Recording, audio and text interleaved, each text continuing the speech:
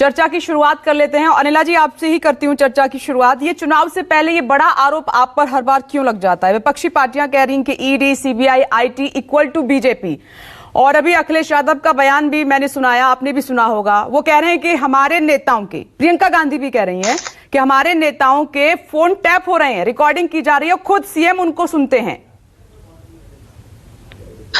मेरी सबको राम राम। और विपनेश जी, ये मुझे लगता है कि बिल्कुल निराधार आरोप विपक्ष लगा रहा है, चाहे वो समाजवादी पार्टी के प्रमुख अखिलेश यादव जी हो या फिर इस वक्त जो इंचार्ज हैं उत्तर प्रदेश की कांग्रेस की तरफ से प्रियंका वाड्रा जी। अगर इनके पास कोई तथ्य है तो तथ्य सामने रखिए। बिना तथ्यों के आधार पर किसी को भी आरोपित कर देना, मुझे लगता है कि ये बिल्कुल भी उचित नहीं है।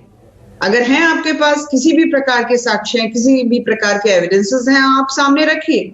नहीं तो समझ में आ रहा है कि आप लोग हार रहे हैं तो आप ये कह रहे हैं कि भैया हमारे तो फोन सुने जा रहे हैं और ED, income tax, CBI is equal to Bharatiya Janata party. तो मुझे लगता है कि ये वो सारी संस्थाएं हैं जो किसी भी राजनीतिक दल की नहीं होती है। सत्ता आती जाती रहती है, अधिकारी अच्छी तरीके से समझते हैं आज इस पार्टी की सत्ता है तो कल दूसरी पार्टी की सत्ता है। जब दूसरी पार्टी की सत्ता आएगी तो वो क्यों इंक्वायरी फेस करेंगे। ये बिल्कुल गलत आरोप होता है संस्थाओं के ऊपर कि वो राजनीतिक दलों द्वारा निर्देशित होती है कि कहां पर छापे डलने हैं, कहां पर नहीं डलने हैं। तो पहले अपने गिरबान में झांक कर देखे समाजवादी पार्टी के वो कार्यकर्ता जिनके घर पे छापे पड़े हैं, क्या वो इस देश के नागरिक नहीं है? क्या वो प्रदेश में नहीं रहते हैं? क्या उन्होंने कुछ ऐसा कार्य नहीं किया है जिसकी वजह से उनके घर पे छापे पड़े हैं? अगर उन्होंने कुछ ऐसा कार्य नहीं किया है तो उन्हें घबराने डरने की कोई आवश्यकता भी नहीं है।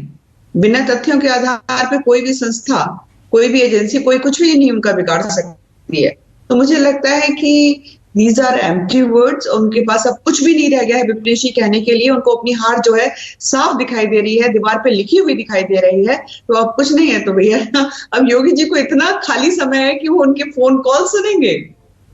डॉक्टर आशुतोष शर्मा जवाब दीजिए, इसमें थोड़ी बुद्धि लगा लें।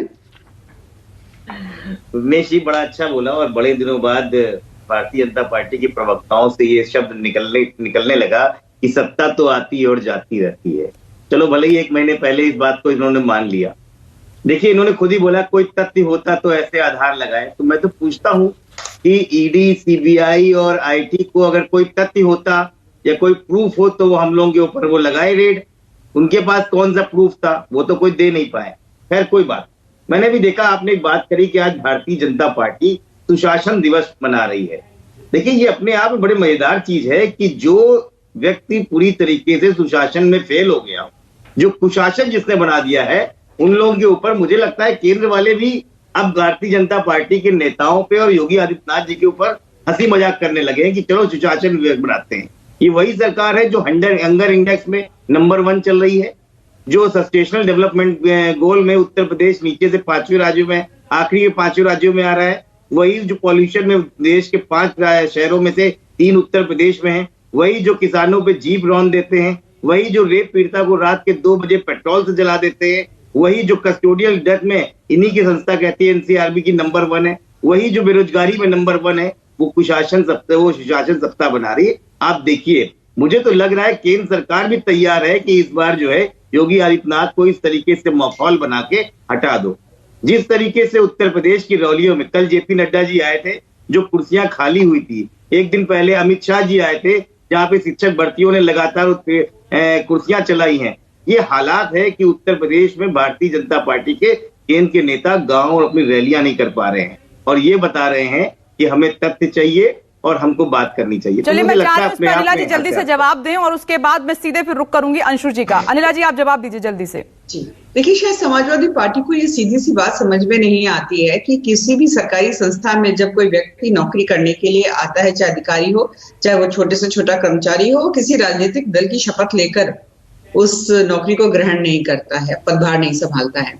तो आप ये चीज समझ लीजिए, सत्ता आएगी जाएगी, कल को आपकी थी, आज हमारी है और कल फिर हमारी वो आपके सुशासन सत्ता पर सवाल उठा रहे हैं दरअसल। पर क्या करें आप? सुशासन सप्ताह जो आज से मना रही है बीजेपी, उस पर सवाल उठा रहे हैं। उनको नहीं समझ में आ रहा कि आप क्यों मना रहे हैं। उनको नहीं समझ में आएगा ना। जो सुशासन की बात होती है, तो जो कुशासन में हमेशा विश्वास करते हो, तो उनको सुशासन की बात समझ में नहीं आएगी। तो ये हमारे कार्यक्रम में अपने कार्यक्रम कर रहे हैं, इनको क्यों परेशानी हो रही है? भाई आप अपनी मैनेज भीड़ के साथ अखिलेश यादव जी के पीछे पीछे घूमिए। मैनेज भीड़ के साथ कोई सोचते हैं कि वोटिंग पैटर्न चेंज हो जाएगा? इस प्रदेश की जनता भूली नहीं है कि किस प्रकार से तुष्टीकरण की राजनीति समाजवादी पार्टी सदैव करती रही है, किस प्रकार की गुंडागर्दी समाजवादी पार्टी निरंतर करती रही है। तो लाल टोपी वालों की गुंडागर्दी नहीं चलने वाली है। इसी पॉइंट पर मैं जवाब देती हूँ अनिला जी, मैं आती हूँ आपके पास। अंशु जी बस मुझे 5 मिनट दीजिएगा। मेरे सहयोगी राजीव रंजन जुड़ गए हैं, उनसे पूरा गणित मुझे समझना है क्योंकि वो उत्तर प्रदेश में ही मौजूद हैं, पूरी सियासी जमीन नाप रहे हैं। राजीव, मैं सीधा सवाल पूछती हूं, ये जो इनकम टैक्स की रेड हो रही है, फोन टैपिंग का मामला भी अब चुनाव से पहले गर्मा गया है, क्या इससे बनेगी बात?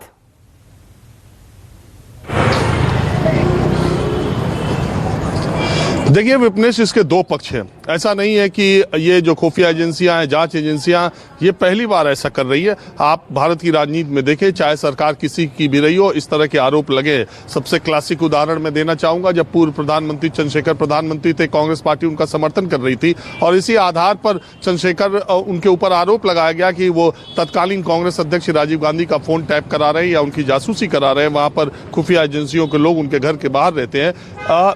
इसी आरोप लगने के बाद चंद्रशेखर जी ने प्रधानमंत्री पद से इस्तीफा दे दिया। 4 महीने की सरकार थी।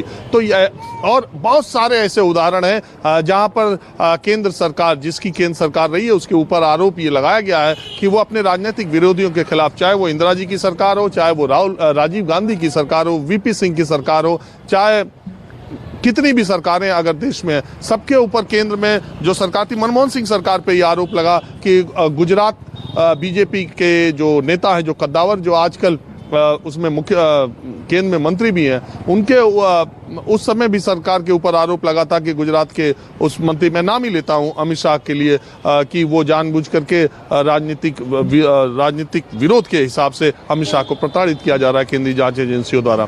तो ये आरोप कोई पहली बार नहीं लगा है, ये सारी पार्टियों पर, पहली सरकारों पर भी लगा रहा है। लेकिन अभी तत्कालीन आप देखें, इस वक्त जो चर्चा में, पश्चिम बंगाल के जब चुनाव हो रहे थे, टीएमसी के जितने कद्दावर नेता थे, नारदा शारदा केस में जिन लोगों से भी सीबीआई ईडी ने पूछताछ की, उसमें से 90% नेताओं ने भारतीय जनता पार्टी ज्वाइन कर ली।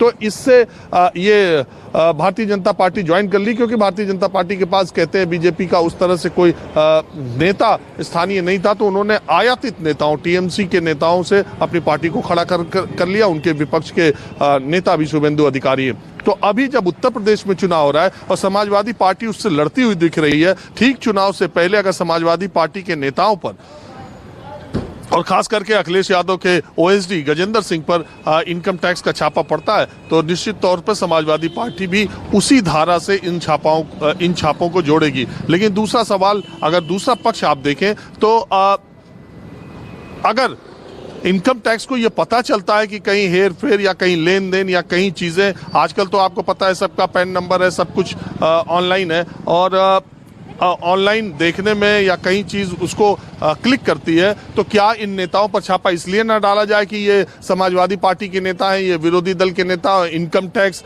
जब से चुनाव की आहट आती है और जब तक रिजल्ट आता है, 6 महीने इनकम टैक्स को कहीं सर्च ऑपरेशन नहीं चलाना चाहिए, कहीं ईडी को नोटिस नहीं देना चाहिए, कहीं सीबीआई को 6 महीने अपने दफ्तर में ताला बंद कर देना चाहिए। उत्तर प्रदेश के केसों में वो कुछ भी ना करे क्योंकि यहाँ चुनाव हो रहा है, और अगर किसी व्यक्ति से पूछताछ करता है तो वो किसी राजनीतिक दल से जुड़ा हुआ है या नहीं जुड़ा हुआ। तो इसका मजेदार पहलू ये भी है कि सीबीआई, ईडी और इनकम टैक्स कुछ बीजेपी नेताओं या बीजेपी के समर्थक या बीजेपी से जुड़े लोगों का भी कुछ खाका तैयार करे, तो शायद ये आरोप या ये सवाल न खड़े हों। मैं आपको ये बता रहा हूं कि जो समाजवादी पार्टी के नेता थे और अखिलेश यादव ने जो फोन टैपिंग का आरोप लगाया है, वो इस आधार पर लगाया है कि एक समाजवादी पार्टी के नेता के घर जब छापा पड़ा था तो वहां उनका ऐसा कहना था कि आने वाले अधिकारियों ने कहा कि आपने उनसे बात की थी, आपने उनसे बात की थी। तो इस आधार पर वो कह रहे हैं कि वो फोन सुन रहे हैं, तभी उनको पता चला कि हमने बात की थी। दरअसल मैं यहाँ क्लियर कर देना चाहता हूँ, क्योंकि सीबीआई के एक वरिष्ठ अधिकारी ने एक बड़ा मजेदार दिलचस्प वाकया सुनाया था, आपको भी सुन के अच्छा लगेगा, कि उनके मैं उनसे मिला था तो उन्होंने बताया था कि जब इनकम टैक्स या खुफिया एजेंसियां या इस तरह की जांच एजेंसियां छापा मारती हैं तो साइकोलॉजिकली वो कॉल रिकॉर्ड निकाल करके लेके जाती हैं और आदमी पर मनोवैज्ञानिक दबाव बनाने के लिए तड़ातड़ वो 4-5 नाम फेंकते हैं कि आपने परसों 9:32 पे इनसे 3 मिनट 38 सेकंड की बात की, आपने उनसे 2 मिनट 58 सेकंड की बात की। तो सामने वाला आदमी ये डर जाता है कि जब इनको ये पता है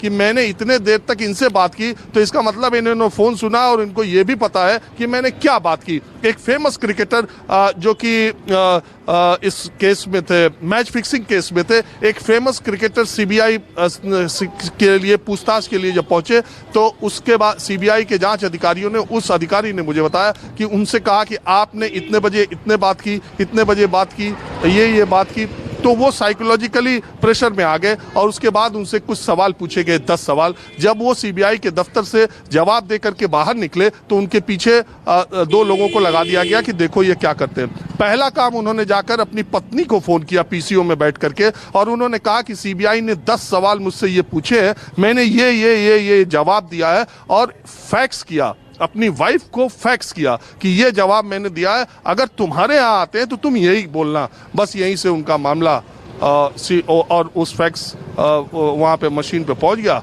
और वो 2 लोग पहुँच गए कि कहाँ फैक्स किया, क्या किया, नंबर निकाला और बात कर लिया। और फिर जब अगली पूछताछ हुई तो बोला कि आपने अपनी पत्नी को ये क्यों बताया कि इन सवालों के जवाब यही देने हैं, और फिर इसके बाद से मामला आगे बढ़ा। तो मैं ये बात बता रहा हूँ, सिर्फ जांच एजेंसियों पर सवाल नहीं उठाने जाने चाहिए, इसके कई पक्ष है। पिछली सारी सरकारों पर तकरीबन ये आरोप लगे हैं और जब ऐसा कुछ होता है, चुनाव का वक्त होता है, तो विरोधी राजनीतिक दल इसको एक मुद्दा बनाने की कोशिश करते हैं। लेकिन जमीन पर मैं आपको रियलिटी ग्राउंड की बता रहा हूं, कोई भी आदमी उत्तर प्रदेश में समाजवादी पार्टी के नेताओं पर पड़े छापों को बहुत गंभीरता से नहीं ले रहा है और नहीं इस तरह से ले रहा है कि ये कोई राजनीतिक विद्वेष से किया गया। और इनफैक्ट बहुत सारे लोगों को तो पता भी नहीं, क्योंकि ये वो नेता हैं जो ये वो लोग हैं जिनकी बहुत ज्यादा सार्वजनिक छवि नहीं है। राजीव, आपने पूरा गणित समझाया, काफी अच्छे से एक्सप्लेन भी किया, काफी कुछ क्लियर कर दिया। सवाल बीजेपी और समाजवादी पार्टी दोनों के लिए खड़े कर दिए। डॉक्टर नमस्कार, मैं हूं मानक गुप्ता। अगर आपको हमारा ये वीडियो पसंद आया हो तो इसे लाइक और शेयर जरूर करें और हां, हमें सब्सक्राइब और फॉलो करना ना भूलें ताकि आप देश और दुनिया की कोई खबर मिस ना करें। तो जुड़े रहिए हमारे साथ और देखते रहिए न्यूज़ 24।